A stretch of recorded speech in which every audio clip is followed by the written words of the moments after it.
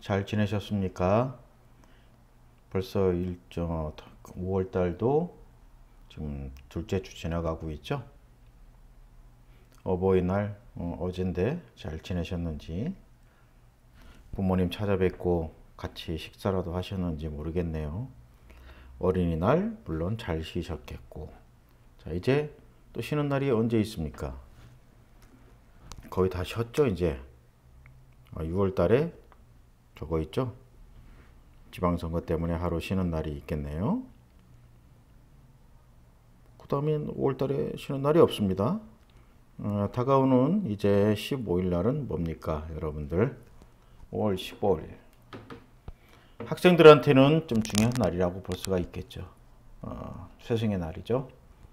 그리고 또 다른 날이기도 합니다. 저의 결혼 기념일입니다. 아무튼 5월 달은 행사가 너무 많아요.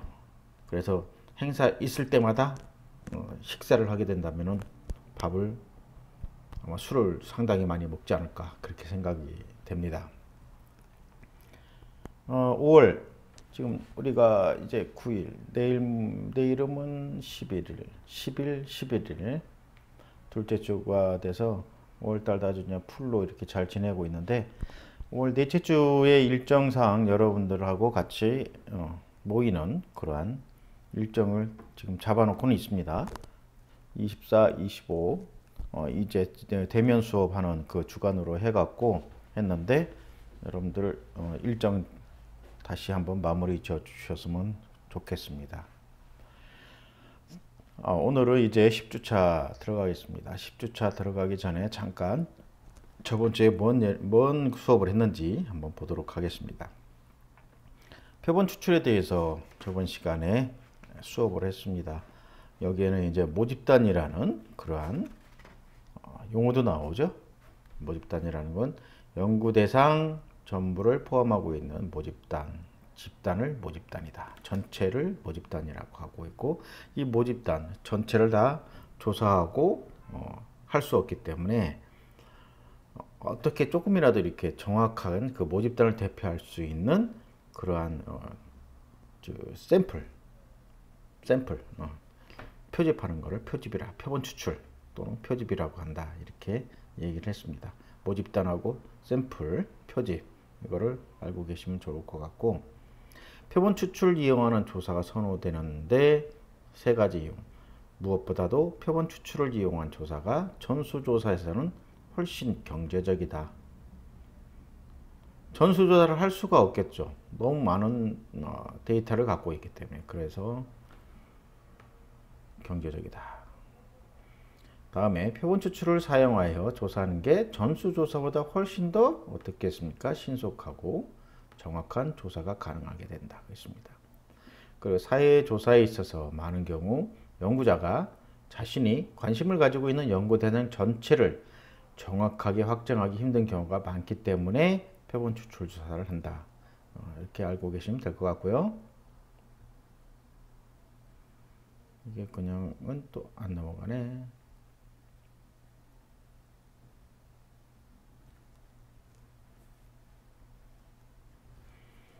자, 표본 추출 관련 용어에는 어떤 게 있을까? 모집단이 있다고 했죠? 네, 아까 뭐라고 했습니까? 엄마 집단, 전체적인 통합이라고 했습니다. 연구 요소들의 총합. 그리고 연구자가 관심을 가지고 연구하고자 하는 대상들의 전체 집합을 모집단이다. 이렇게 했고, 연구 모집단. 이건 연구 모집단은 실제로 추출된 표본들의 집합. 여기서 요만큼, 여기서 요만큼, 여기서 요만큼 이렇게 했는데, 그것들의 다 모든 것들의 집합을 연구 모집단이다. 연구 모집단은 표본이 추출될 요소들의 집합이다. 이렇게 이해하시면 될 것 같습니다. 요소는 뭘까요? 요소는 정보가 수집되고 분석되는 기본 단위다. 가장 작은 단위, 기본 단위라고 볼 수가 있겠고, 전형적으로 서베이에서 요소들은 사람이나 특정 유형의 사람이다. 이렇게 정리를 하면 될 것 같습니다.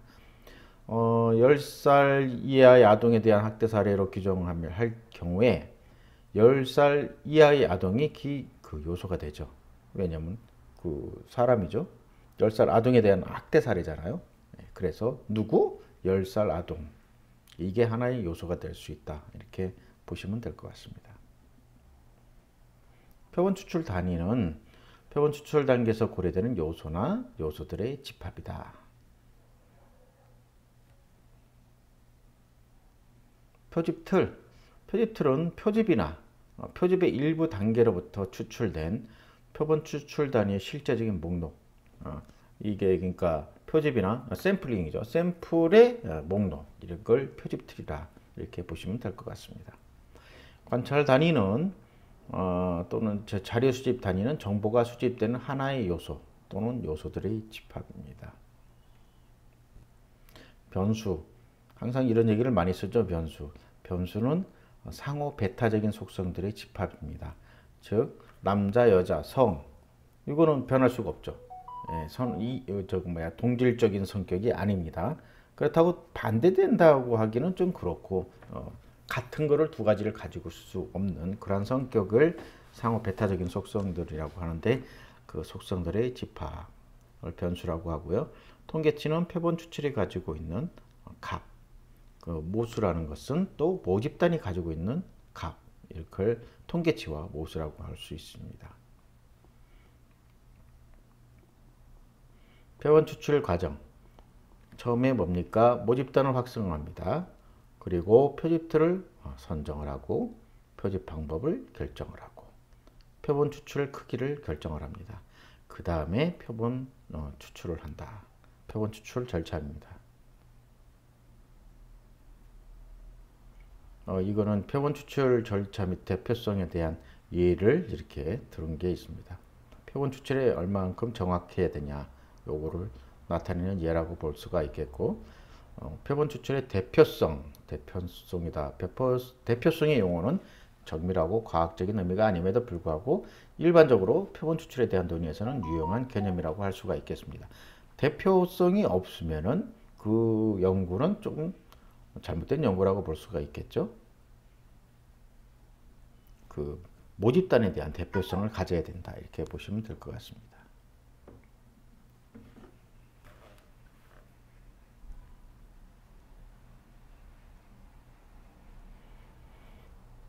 확률 포집에 대해서 이제 봤는데 어떠한 종류가 있냐? 단순 무작위 표집이 있습니다. 단순 무작위 표집은 뭐냐? SRS라고 해서 심플 랜덤 샘플링. 그러니까 돌아가면서 한다는 얘기죠. 무작위 방법을 통해서 모집단에서 표본 추출을 추출하는 방법으로서 가장 많이 사용하고 또 가장 간단하고 기본적인 거는 뭐냐? 단순 무작위 표집이다. 요거는 이제 조사하려고 하는 그 모집단을 확보하고 난 다음에 일련 번호 1에서 뭐 10,000번이면 10,000번 이런 식으로 부여를 하게 됩니다. 그리고 모집단부터 무작위로 선출하기 위해서 뭐 몇 분의 몇 10번째 한 명씩 이런 식으로 돌아가면서 계속 표본을 추출하는 그런 거죠. 이게 이제 단순 무작위 표집이다. 그다음에 체계적 표집은 일련 번호가 부여된 모집단에서 첫 번째 표본 추출을 임의로 추출하고 두 번째 표본 추출부터는 뭐 100번째면 100번째 이런 식으로 원서를 개통적으로 추출하는 방법이라고 볼 수가 있겠습니다. K분의 1 개통 표본 추출법. 그 다음에 체계적 표집의 장점. 실제 조사에 있어서 표본 추출이 용이하며 좋은 틀을 활용할 수 없을 경우에 실제 조사자가 범하는 추출 오차가 단순 무작위 추출이나 층화 추출보다 작다. 그 다음에 조금 이렇게 체계적인 거라고 하니까 높다는 얘기죠. 신뢰성이. 체계적 추출법은 단위 비용당 얻을 수 있는 정보가 단순 무작위 추출보다는 많다. 그리고 실제 조사 현장에서 직접 이용이 가능한 게 체계적 표집이다. 주의해야 할 점. 요거는 이제 표본 추출이 모집단이 가지고 있는 특정한 패턴이나 규칙에 영향을 받아서 대표성이 현저히 떨어지는 표본 추출을 얻을 수 있는 위험성이 있습니다. 대표성을 확보하기가 조금 어렵다.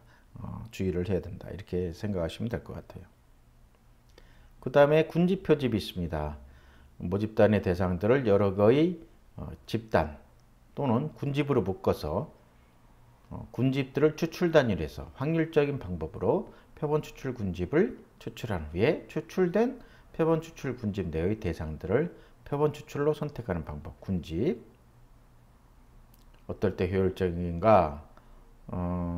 집락도로 구성된 표집틀은 쉽게 얻어줄 수 있지만 표집틀을 얻는 비용이 아주 비싼 경우에 사용할 수 있다고 하네요. 전부 포함된 명부를 구해야 되는 힘든 작업을 피할 수가 있습니다.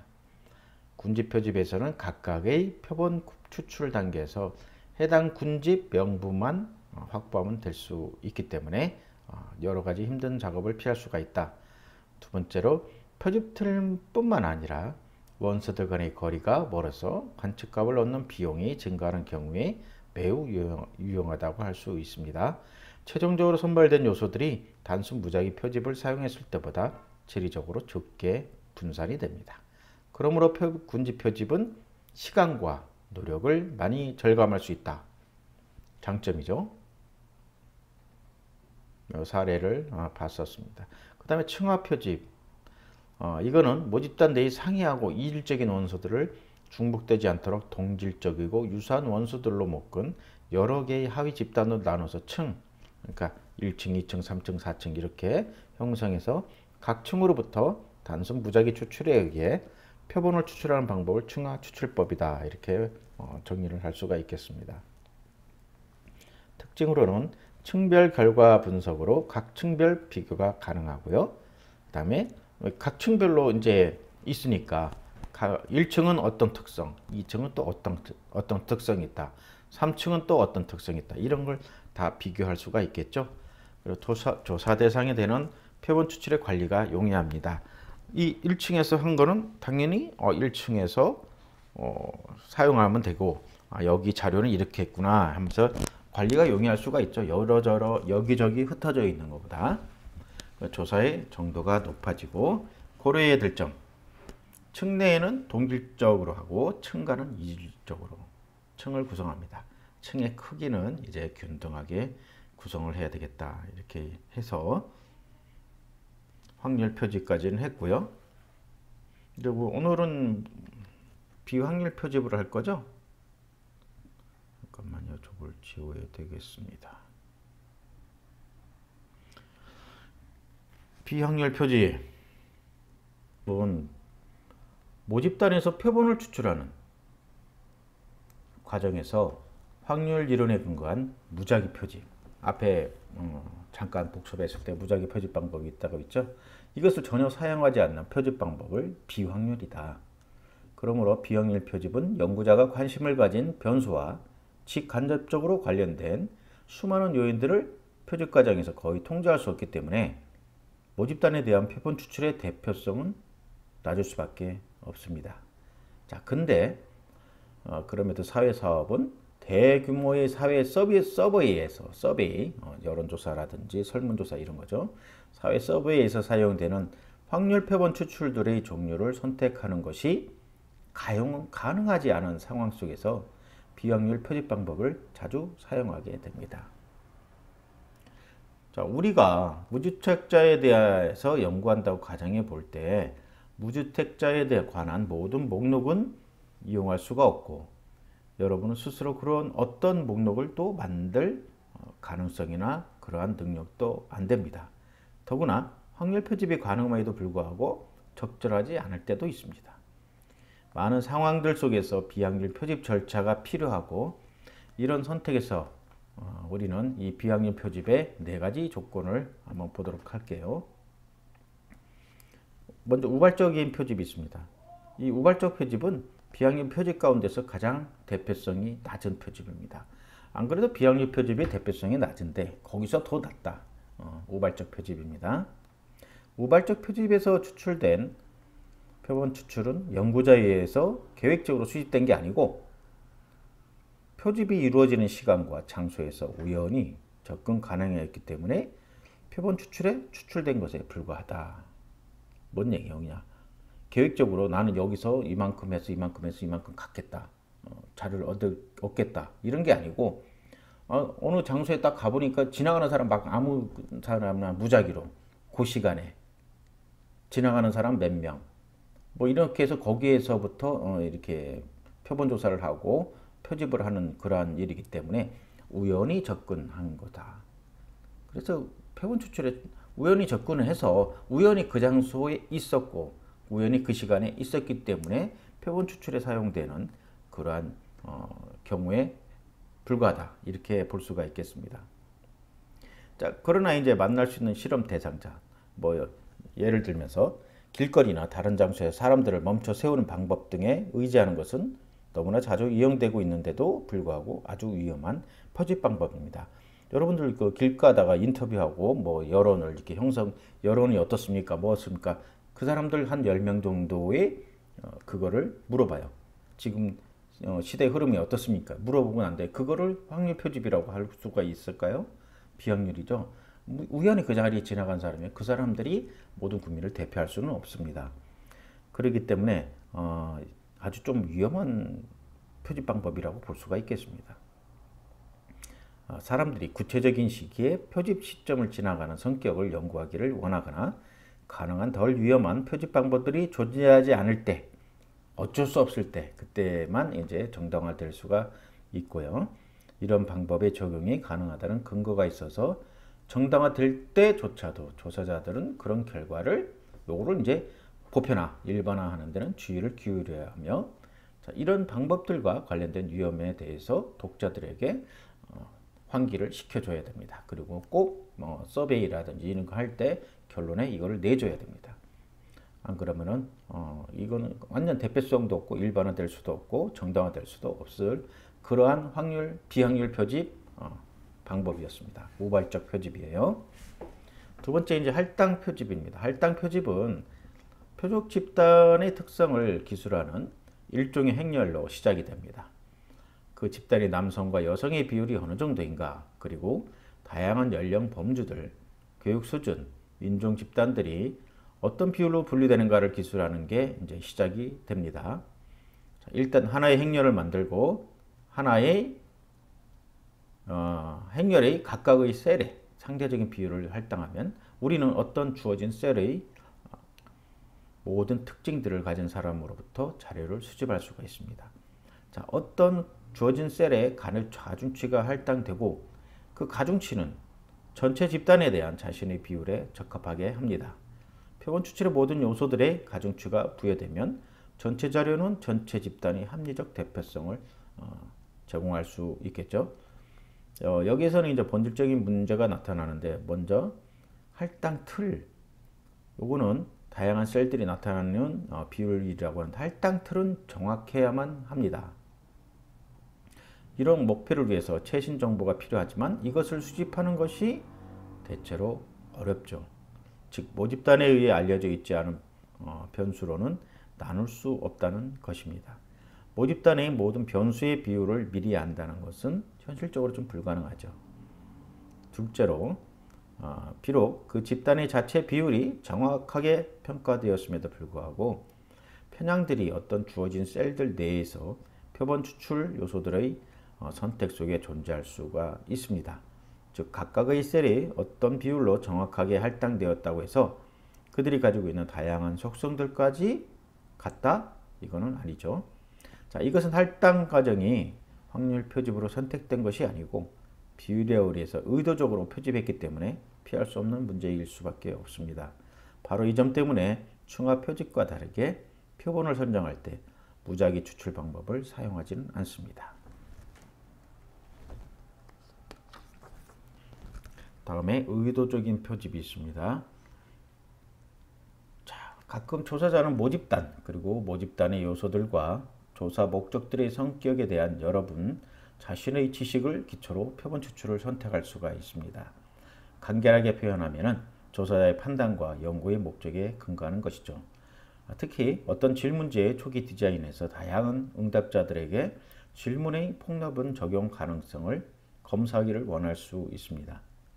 연구 결과가 어떤 의미 있는 모집단을 대표하지 않을 수 있음에도 불구하고 그 조사 방향은 당신의 질문지에서 어떤 이상한 결함들을 효과적으로 드러낼 수가 있습니다.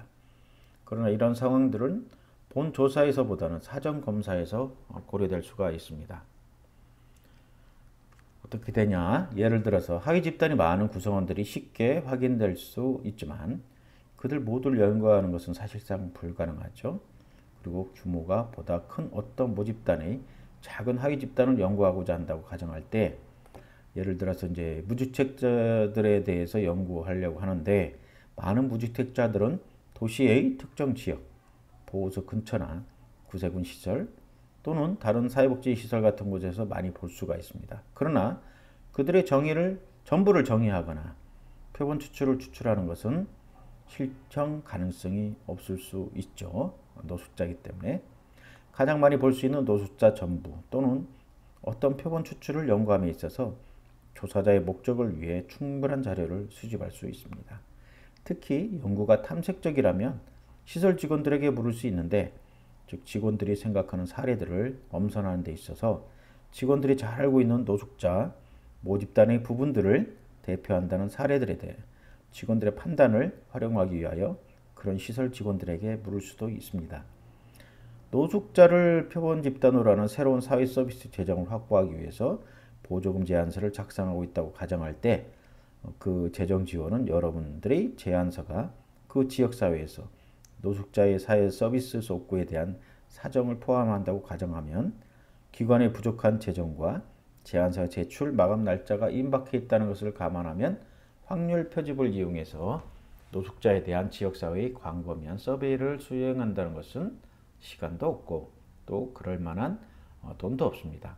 하나의 선택이 있을 수 있는데 지역사회 지도자들 그리고 자신들이 연구 대상으로 삼고 있는 것에 대해 정통한 전문가들을 중심으로 의도적 표집을 선택하는 거라고 할 수 있습니다. 자, 지역사회에서 노숙자의 욕구를 가장 잘 아는 사람들의 범위와 최고로 대표하는 중요 인물들에 대해 여러분들의 판단으로 엄선하기 위해 지역사회에 관한 여러분들의 지식을 활용할 수 있습니다. 그래서 노숙자들의 욕구를 측정하기 위한 것으로서 그들을 서베이하는 것이라고 할 수가 있겠습니다. 자, 때로는 의도적 표집은 전형적인 사례들이 아니라 불규칙적인 사례를 선택하는 데 사용이 됩니다. 이것은 일반적으로 우리가 가설을 형성하기 위해 어떤 현상의 반대 방향의 극단을 비교하고 싶을 때 사용이 되고 있습니다. 예를 들어서 효과적인 실천의 속성들에 대한 통찰을 얻기 위해서 사회복지 실천가가 극단적으로 비효과적으로 생각하는 사례들과 매우 성공적으로 간주하는 사례들을 엄선할 수가 있습니다. 극단적으로 비교를 하면서 선정할 수가 있습니다. 노숙자들에 대한 노숙자들을 전수조사를 할 수도 없죠. 그리고 노숙자들에 대한 또 표본 추출하기도 상대적으로는 어려운 그런 현실을 할 때에 그들을 대표할 수 있는 사람들, 뭐 사회복지사라든지 지역에 있는 사람들을 그런 사람들을 지역 지도자들 이런 사람들을 대해서 전문가들 중심으로 표집하는 것을 이제 의도적 표집이다 이렇게 얘기할 수가 있고요. 눈사태 표집이라고 또 있습니다. 눈사태 표집, 눈사태 말 그대로 뭐 눈사태 와르르 물어지는 거죠. 이거는 일부 조사자들이 우발적 표집의 한 형태로 간주합니다. 이 과정에서 질적 현장 조사에서 가장 흔하게 사용이 되는데, 여기서 눈사태 표집은 어떤 특별한 집단의 구성원들을 찾아내기 어려울 때 적합합니다. 사회과학에서 이루어지는 많은 조사들 가운데 상당수는 조사 대상의 위치나 소재지를 정확하게 파악하기 힘든 경우가 많죠. 예를 들어서 마약 복용자, 동성연애자, 노숙자, 이주노동자, 불법 이민자, 에이즈 환자 등 연구는 이 사람들의 소재 파악하기가 쉬울까요? 엄청 어렵죠. 왜냐하면 다들 이렇게 떳떳한 사람들이 아니고 사회적으로 조금 숨어 있는 그런 사람들이기 때문에 상당히 이 사람들에 대한 연구를 하기는 어렵습니다. 그래서 눈사태 표집이 적합하다. 눈사태 표집 절차는 이제 찾을 수 있는 표적 집단의 몇몇 구성원들로부터 자료를 수집해서 알고자 하는 그 집단의 다른 구성원들을 찾아내는데 필요한 정보를 그들이 제공하도록 요청하는 것으로 이루어지고 있습니다. 자, 여기서 눈사태라는 용어는 발견된 각각의 실험 대상자들이 다른 사람들을 넌지시 말하는 것입니다. 눈사태처럼 실험 대상자들을 늘려나가게 되는 과정을 일컫습니다. 자, 이 표집 과정은 탐색적 목적을 위해 사용되며 소수의 대상을 중심으로 심도 있는 질적 연구를 수행할 경우에 주로 활용이 되고 있습니다. 그래서 눈사태 표집이라고도 하고 눈사람 표집이라고도 합니다. 왜냐하면 이 동성연애자라든지 마약 복용자 같은 경우에 전수조사할 수 없고 이 사람들의 소재를 파악하기 어렵죠. 그래서 그 중에 한두 사람을 인터뷰하고 서베이하게 되면은 그 사람들이 그 주변에 있는 사람을 이렇게 해갖고 점점 범위를 넓혀가는 것. 다른 사람들에게 넌지시 이렇게 끌고 들어오는 그러한 식으로 해서 범위가 점점 늘어나는 그러한 실험 대상자들 늘려나가는 그러한 과정을 눈사태 표집, 눈사람 표집 이렇게 얘기를 하고 있습니다. 1교시 수업 여기서 끝내겠습니다. 확률, 비확률 표집에 대해서 4가지 우리가 수업을 했습니다. 다음 시간에는 8장의 이제 질문지 작성에 대해서 같이 공부하도록 하겠습니다. 이제 어려운 거는 좀 거의 다 지나갔어요. 다음 시간에 뵐게요.